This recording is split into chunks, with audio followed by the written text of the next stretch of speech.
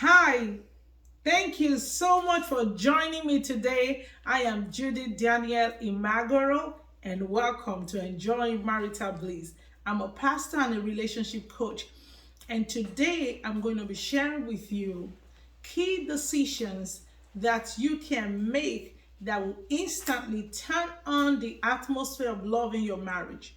And I will share three of those decisions today. I want you to know that the state of every relationship is as a result of actions, decisions, and words. So that means that a healthy relationship is not a gift that anyone can give you. It's not achieved by luck. So what you do is what determines the state of your relationship. And I hear people say that it takes two to make relationship work. That is true.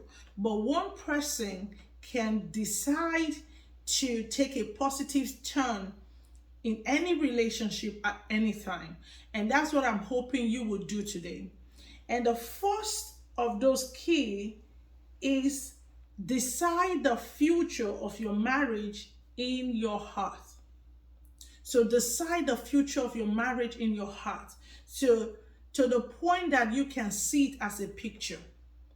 So in other words, develop a married vision. Have a clear picture of the kind of marriage you will want to have, the kind of children you want to raise in your marriage, and the kind of legacy you want to leave behind. And someone may say, how does that positively impact my marriage? Yes, it does. Because when you have a vision, then it will help to direct or redirect your actions. Because you now have a goal, you have where you want to be. You have the kind of, you now created in your mind, the kind of marriage you want to have. So that will help you to respond positively. That will help you to think before you do things or you say things. And anyone that have a strong married vision will definitely be careful of what they do, what they say, because they want to marry the state of their relationship to what they have in their mind. So vision is a very powerful force because it can pull you, it's strong enough to pull you towards the vision that you have. So it's very key that you develop a married vision. I will always encourage the intended couples that pass through my counseling section. The first thing I always tell them to do, develop a married vision. So I'll tell them, go write your married vision. First of all, let's start from there. Let's see if your vision marry and how to make your vision marry. And if that vision is strong enough, it becomes a strong foundation, a strong force that pulls you towards a positive end. So it's very important that you develop today, make a decision and say, this is the kind of marriage I want to have. I want my marriage to be a positive influence to others. I want to make a good example to others. So when you make up your mind, no matter how far you are from that decision you make today, you will find out that you begin to act, you begin to speak in the direction of the picture that you have in your mind. Habakkuk says, write the vision and make it plain. He said, so that he that reads it may run. There's something about you having a picture of your future in your heart. It makes you to do everything towards the picture that you have. It is very important.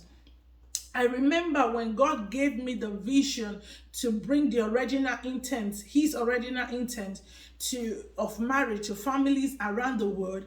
Because of that vision, I behave in a certain way. Because of that vision, I chose rightly. I chose the right person, a man that could help me to fulfill that vision, or that I can partner with, and that we can fulfill that vision together. So if you have a strong vision, it pulls you towards the right, towards the right direction. So it's very important that you genuinely sit down today and say, okay, this is where I am right now, but this is where I want to be. And I want to encourage you, if you're making that decision today, don't make the decision based on what you see on television or what you see on social media or what the world tells you that a perfect man or a perfect woman should be. Make the decision based on what the word says, the institutor of marriage says that marriage should be. And make the decision based on what is comfortable for you, in line with what the word says about marriage. And then you will be so surprised that everything around you begin to work towards that vision. It is very key. That's a very foundational step to take if you want to have a beautiful marriage and if you want to turn on the atmosphere of love in your marriage. So today, sit down after watching this video or even during watching this video, pause and begin to think, what kind of legacy do I want to leave?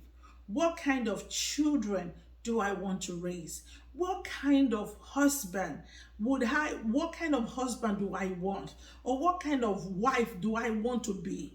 And then those questions and genuine answer will help you to have a positive and a powerful vision of your future, of the future of your marriage. And I pray that that vision is strong enough that everything around you is geared towards achieving that vision. Number 2, make a decision to treat your spouse the way you want to be treated. If you will today make that decision to treat your spouse the way you want to be treated, your marriage will be a beautiful place, because it means you no longer do things just out of emotions. You will think first and say, if I do this to him or if I do this to her, how will she respond? Or if she have done it to me, how will I respond? Or would that be what I want? So if you can genuinely begin to treat your spouse the way you want to be treated, your marriage will be a beautiful place. God created marriage so that you will have someone to partner with, someone to share life with, someone to help or someone to help you succeed in your life goal. But you cannot genuinely enjoy good partnership without respect, without fairness, without commitment, without trust. And I believe everyone in this world wants to be treated fairly. Everyone in this world will want their spouse to be committed to their relationship. Everyone will like those values. And if you like those values, now in turn begin to give it to your spouse. Treat them the way you would love to be treated, and you will see how things turn around in your relationship. Like I said earlier, no healthy relationship is a gift. If you have any person you love the way you love their marriage and you love the way their relationship, the way they relate to one another, if there's any couple that you admire, it was not given to them as a gift. They worked at it. So if you will take this positive decision and begin to work towards it, the beautiful thing about treating people the way you want to be treated is that over time, they will in turn start treating you in the manner that you're treating them. So take that decision today and begin to treat your spouse in the way you want to be treated, and watch your marriage turn. Watch your marriage turn in the positive direction. So I want to encourage you, take that step today. And number 3 that I'll be talking about today is decide to take your marriage as a platform of service. Marriage was actually created as a platform where a couple can serve one another. That's what marriage was created for. It was created as a platform where you can share life together, where you can serve one another, where you can love. So make a decision today to take your marriage as a platform where you serve your spouse, you serve your children. If you can carry that mindset that I'm here to serve, then you will have a beautiful marriage. A lot of people go into marriage as as a place where they want to take, as an opportunity to take. And that's the reason why you have a lot of failed marriage, because people enter and they want to, like, what is it for me? What can my spouse give to me? What can I benefit from this marriage? It might not be money. Just even expecting that someone will feed you emotionally, or someone will tell you I love you all the time, and you are not prepared to give, is that you went into that marriage expecting to receive. But if you carry a mindset that my marriage is a platform for me to serve, then you will go into your marriage, or even if you're already married now, you can turn your marriage as a platform to serve by giving to your spouse the things that you would love. There are a lot of people in marriage that are feeling very unappreciated, they're feeling unloved, they are depressed and lonely. And all these things you can choose to give to your spouse. Whether you are in that state or not in that state, you can choose to begin to water your spouse with love, its service. Water them with kind words, water them with appreciation. Just begin to pour on them. And the beauty about the principle of sowing and giving is that it comes back to you. The proverb says that he who water will in turn be watered. So anytime you pour, anytime you serve, you open an opportunity for you to receive. So whatever stage your marriage is right now, I want to encourage you, take your marriage as a platform to serve. Even when your spouse is not giving you what you would expect a spouse to do, you now be the God in your marriage by turning to, first of all, be pouring into your spouse, pour attention, pour commitment. Sometimes when you start doing these things, it will look as though you are unappreciated for a while, but it will not be too long before your spouse will begin to pour into you, because it's just the law, it's just a principle of giving. If you can pour long enough, then you will in turn begin to receive.